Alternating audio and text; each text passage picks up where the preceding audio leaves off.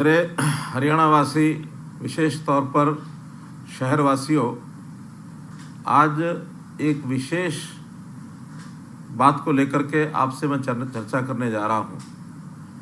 आपसे जो चर्चा की जा रही है वो एक समस्या विशेष को लेकर के ही बात मैं कर रहा हूं। हम जानते हैं कि युग ऐसा आ गया है कि इसमें हर चीज़ की अकाउंटेबिलिटी, हर चीज़ का हिसाब किताब, हर चीज़ का डाटा, जो भी संस्था, जो भी प्रदेश, जो भी जिला, जो भी देश मजबूती से रख पाएगा, इकट्ठा करेगा, तो उतना ही नागरिकों को उसकी आगे चल कर के सुविधा होने वाली है। क्योंकि सेवाओं की संख्या बढ़ती जा रही है, योजनाओं की संख्या बढ़ती जा रही है, आबादी का, विकास का, ये भी एक प्रकार से बहुत बड़ी मात्रा में हम आगे बढ़ रहे हैं। न केवल स्थानीय तौर पर बल्कि जिला, प्रदेश, देश और अंतर्राष्ट्रीय स्तर पर भी बहुत चीज़ों का आदान प्रदान जब होता है तो उसमें हमारा जो हिसाब किताब, हमारा डाटा वो निश्चित होना चाहिए। हमें ध्यान में है कि सबसे पहले आदमियों की गिनती ये शुरू हुई, सेंसस शुरू हुआ, हर 10 साल में सेंसस होता था। बाद में हर व्यक्ति को एक पहचान दी गई, आधार कार्ड के साथ उसको जोड़ा गया और आधार से आगे बढ़ते हुए हमें ध्यान में आया कि परिवार एक इकाई है, तो हमने परिवारों की संख्या ये गिननी शुरू की और उसके अंदर परिवार पहचान पत्र, फैमिली आईडी, इसका प्रयोग करके हम काफ़ी आगे बढ़े हैं। हमारा जो ज़मीन का हिसाब है वो भी हम एग्रीकल्चर का, लैंड का, रेवेन्यू रिकॉर्ड, ये भी एक निश्चित मात्रा में रखते हैं। हर किसी ज़मीन का कोई ना कोई एक आईडी होता है, उसका एक नंबर होता है, उसी के हिसाब से हमारा व्यवहार आगे बढ़ता है। अब आगे बढ़ते हुए जब ये ध्यान में आया कि जो शहरी प्रॉपर्टीज़ हैं या गांव की रिहायशी प्रॉपर्टीज़ हैं, इनका हिसाब किताब हमारे पास प्राय ना के बराबर है, तो ये योजना बनी कि हमारी शहरी प्रॉपर्टीज़, उसकी भी कोई ना कोई पहचान बनाई जाए और उसको एक आईडी, एक पहचान ये दिया जाए। जो काम हमने हरियाणा में 2018 में शुरू किया, एक अनुमान के हिसाब से उस समय लगता था कि हमारी 42 लाख शहरी प्रॉपर्टीज़ हैं, लेकिन जब गिनती प्रारंभ हुई और अंत में गिन करके जब हमने देखा तो 42 के बजाय 46 लाख प्रॉपर्टीज़ निकली।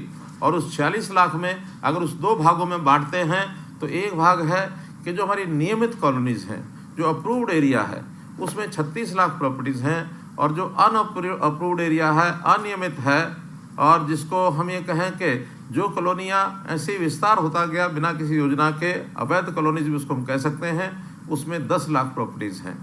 इस काम को शुरू करने के लिए हमने एक कंपनी को काम दिया था। अब वो कंपनी पहली बार काम कर रही थी और ये काम भी हरियाणा में भी देश भर में सबसे पहले हमने शुरू किया।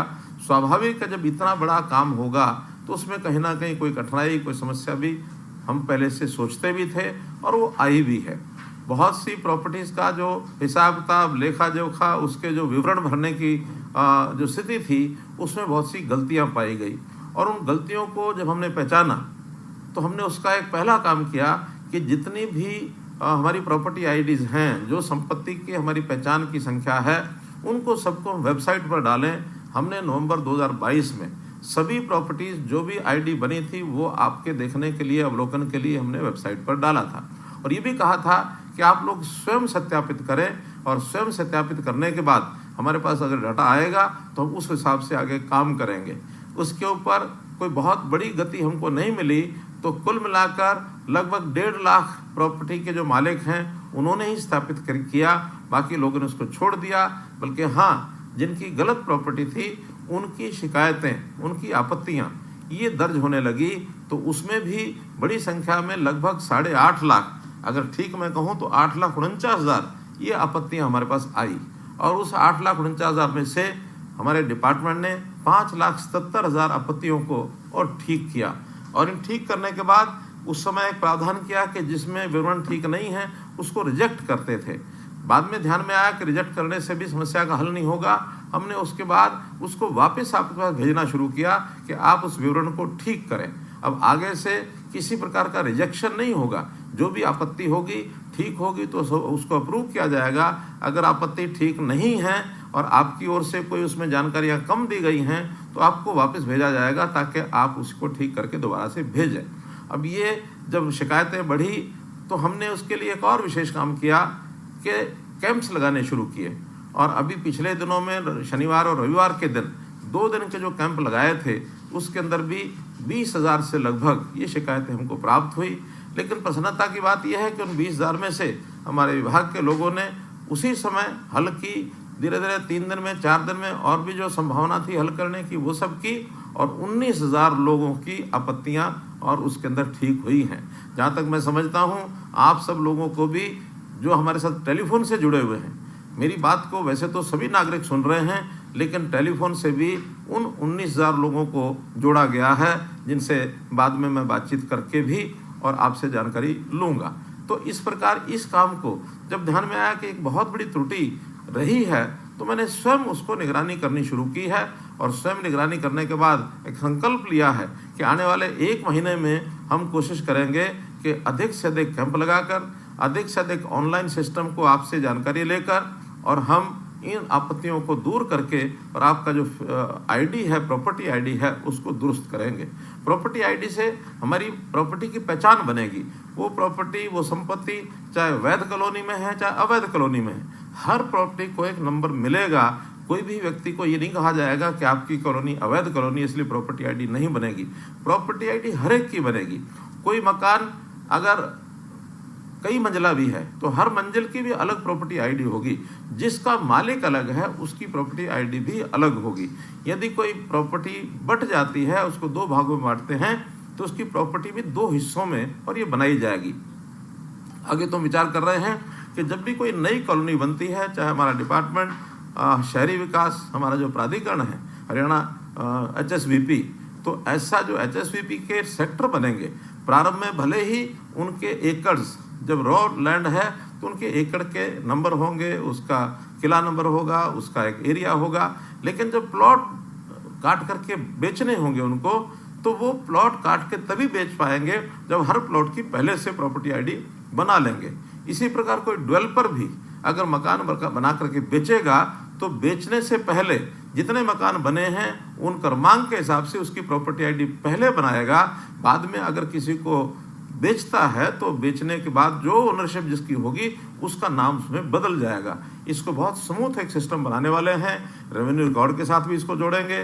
प्रॉपर्टी आईडी को खरीदार और बेचने वाला जब तहसील के अंदर जाएगा उसके साथ भी इसको जोड़ेंगे, ताकि आपकी आने वाली कठिनाइयाँ, जो आज तक कभी भी कोई भी व्यक्ति झगड़ा कर बैठता था कि ये प्रॉपर्टी मेरी है, ये उसकी है, कभी भी कोई अपने प्लॉट के एरिया के बाद एनक्रोचमेंट भी करता था, पड़ोसी शिकायत करता था, कभी हमारी ज़मीन पर दूसरा आदमी कब्जा कर लेता था, बाद में उसकी निशानदेही करानी पड़ती थी, तो बहुत से झगड़े और इसमें से उत्पन्न होते थे।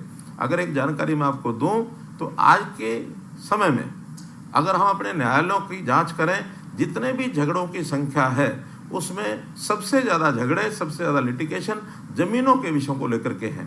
तो हमारा अगला जो लक्ष्य है, अपना टारगेट है, उसमें ज़मीनों के झगड़े, चाहे वो रिहायशी जगह के हों, चाहे वो हमारे औद्योगिक प्लॉट्स के हों, चाहे हमारे एग्रीकल्चर लैंड के हों, ज़मीनों के झगड़े कैसे समाप्त हों, या उस ज़मीन में कभी भी हमको अपनी पैतृक संपत्ति के बंटवारे के नाते भी जो समस्याएं आती हैं, उन समस्याओं को हम कैसे समाप्त करें। इसके लिए बहुत बड़ा एक काम है जिसको हमने करने के लिए साथ लिया है। हरसक जैसी जो हमारी ऑर्गेनाइजेशन है वो भी इसमें काम कर रही है। शहरों में ही नहीं तो हम ये गाँव में भी कर रहे हैं। गांव में जैसा हमको पता होगा कि लाल डोरा के अंदर पहले रजिस्ट्रियाँ नहीं होती थी, अब अपने लाल डोरा में भी रजिस्ट्री कराने के लिए और रेवेन्यू डिपार्टमेंट को कहा है, राजस्व विभाग को, कि वो भी सबकी रजिस्ट्रियाँ करके दें, ताकि उस लाल डोरा क्षेत्र के अंदर भी हम उसके मालिक बन सकें, रजिस्ट्री हमारे हाथ में आ जाए। तो रजिस्ट्री जब हमारे हाथ में होगी, निश्चित रूप से ही हम उसके एक मालिक बन जाएंगे, और मालिक बनने के बाद किसी को भी बेच सकते हैं, उसकी कीमत भी अच्छी मिलेगी। हमको बैंक से भी कहीं लोन लेना है तो लोन भी लिया जा सकता है। तो इस प्रकार से ये जो विषय है, ये शुद्ध एक प्रकार का टेक्नोलॉजी के ऊपर आधारित एक गवर्नेंस का एक विषय है। जो आज तक काम मैनुअल काम होते थे, मानवीय हस्तक्षेप से होते थे, उसमें बहुत सा भ्रष्टाचार भी चलता था। अब धीरे धीरे उसको सबको समाप्त करेंगे। मैं फिर से वही बता रहा हूँ आपको कि इस सारे विषय में कठिनाइयाँ बहुत आएंगी। उन कठिनाइयों को दूर करने का काम हमारा है। हमने ये संकल्प लिया है कि जब तक एक एक चीज़, एक एक कठिनाई इसकी दूर नहीं हो जाती है, तब तक मैं स्वयं इसको मॉनिटर करूंगा और आखिरी दम तक मॉनिटर करूंगा। मैं आपको विश्वास दिलाता हूं कि जो संपत्ति आपकी है उसका 1 इंच ज़मीन का भी आपको कहीं नुकसान नहीं होगा। आपकी संपत्ति आपको मिलेगी, आप उसके मालिकाना हक उसका लेके रहेंगे। और इस नाते से इस काम को आगे बढ़ाने में यदि कोई आपको कठिनाई भी हुई है तो मैं समझता हूं कि नया जब काम होता है तो उस नए काम के करने में स्वाभाविक है कुछ ना कुछ कठिनाइयाँ, चाहे वो विभाग हो चाहे आप और हम हो, कहीं ना कहीं कमी उसमें कठिनाई रह जाती है। तो इस कठिनाई कमी को दूर करने के लिए हमने ये जो प्रॉपर्टी आईडी का विषय शुरू कराया है, हरियाणा के सभी 88 शहरों में इसके कैंप लगाए जाएंगे। जितने कैंप में आप लोगों को जो सुविधा मिली है, बहुत अच्छा परिणाम निकला है कि इन 2 दिनों में 20,000 प्रॉपर्टीज़ की शिकायतें हमको मिली, जिसमें से विभाग ने 19,000 प्रॉपर्टीज़ का रिजॉल्व कर दिया, हल निकाल दिया। 1,000 मात्र बची है। हो सकता है उस 1,000 में कोई कमी रही हो, कोई डॉक्यूमेंट की कमी है, वो भी सब आपको यानी एक प्रकार से बताया जाएगा। जो काम आपके करने का आप करें। एक विभाग को मैं ज़रूर निवेदन कर रहा हूँ कि हम जब किसी प्रॉपर्टी आईडी के बाद उसका आगे NOC या NDC नो ड्यूज सर्टिफिकेट लेना होता है, उसमें कौन कौन से डॉक्यूमेंट हमको चाहिए उसका सबका एक लिस्ट हम अपने सभी जितने कार्यालय हैं स्थानीय निकाय के, उन सब में चिपका कर रखें। आम आदमी को भी पता होना चाहिए कि NDC लेने के लिए मुझे कौन कौन से डॉक्यूमेंट चाहिए। ऐसे ही तहसीलों में रजिस्ट्री कराते समय भी कौन कौन से डॉक्यूमेंट की आवश्यकता पड़ेगी, वो सारे भी वहाँ हम राजस्व विभाग के माध्यम से वहाँ चिपका के रखेंगे, ताकि लोगों को पता लगे कि इस डॉक्यूमेंट के कारण से मेरी रजिस्ट्री रुकेगी। अब इन सब बातों को करने के पीछे उद्देश्य ये है कि हम लोग जो हमारी अवैध कॉलोनी बनाने का जो एक प्रचलन हो गया था, उसको समाप्त कैसे करें और समाप्त करके हमारी जो प्रॉपर्टी है वो सही और एक प्रकार की नियमित तौर पर वो रहे, कभी कल को कठिनाई हमको ना आए। अनियमित कॉलोनियों का प्रचलन बंद करने के लिए हमें थोड़ी सख्ती भी करनी पड़ी है कि अनियमित क्षेत्र के अंदर अब रजिस्ट्रियाँ बंद करनी पड़ी। रजिस्ट्री बंद करने के बाद अब ये भी अच्छा लग रहा है कि अब अनियमित कॉलोनियाँ यानी प्राय आगे नहीं बढ़ रही हैं। हाँ, पिछली जो अनियमित कॉलोनियाँ हैं उनको नियमित करने का भी हमने एक अभियान चलाया है, चाहे हमारा स्थानीय निकाय विभाग हो अथवा टाउन कंट्री प्लानिंग हो। अभी तक 2000 कॉलोनियों की और नियमित करने के प्रार्थना पत्र ये हमको मिल चुके हैं। इन 2000 में हमारा स्टाफ, हमारे इंजीनियर्स सब उसके अंदर अप्रूव करने के लिए उसका सर्वे कर रहे हैं। और बहुत जल्दी, जैसे हमने 2016 में लगभग 700 के आसपास कॉलोनीज़ को अप्रूव किया था, ऐसे ही इस वर्ष में 1000 से ऊपर कॉलोनीज़ ज़रूर नियमित होंगी। धीरे धीरे अब जैसे जैसे नियम उनका सर्वे होता जाएगा, सर्वे के बाद हम सब कॉलोनी को अप्रूव करेंगे। अभी तक एक शर्त थी कि हर कॉलोनी जिसको नियमित करना है उसका RWA का कोई ना कोई स्वरूप होना चाहिए।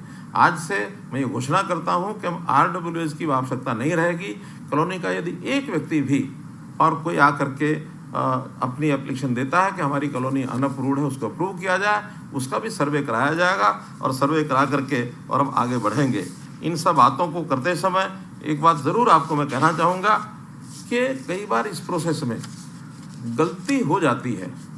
गलती होना कई बार मनुष्य के हाथ में नहीं होता, लेकिन गलती और गलत इसमें बहुत थोड़ा अंतर है।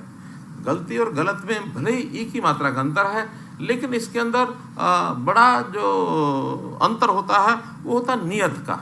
हमारी नियत गलत करने की नहीं है। हम किसी भी तरीके से हम आपको सुविधा पहुंचाने के लिए ये सब काम कर रहे हैं और इस पर काम करते हुए पूरी निगरानी से इस काम को किया जाएगा। अभी विश्लेषण करते समय ध्यान में आया कि बहुत से प्रॉपर्टी होल्डर्स जो उन्होंने अपना रिकॉर्ड दिया हुआ है म्यूनसिपैलिटीज़ में, वहाँ उनका एड्रेस, नाम, पिता का नाम ये तो हैं, लेकिन कईयों में फ़ोन नंबर्स नहीं है। मैंने आज ही विभाग को निर्देशित किया है कि फ़ोन नंबर इकट्ठा करने के लिए जहाँ जहाँ नहीं है वहाँ घर में जा कर के उनके चाहे फ़ोन नंबर लेकर के आएँ, चाहे फैमिली आईडी लेकर के आएँ, लेकिन एक बड़ी फोर्स लगभग 1000 आदमियों की अगले 1 महीना काम करके और ऐसे जिनके फ़ोन नंबर्स नहीं हैं उनका घर घर जाके सर्वे करके उनको फ़ोन नंबर्स लाएंगे, ताकि आपको इन सब कामों के लिए आगे कोई भी चीज़ कठिनाई उसमें ना आए। तो इस प्रकार से इस काम को करने में हम लोग आगे बढ़ें और मैं समझता हूँ कि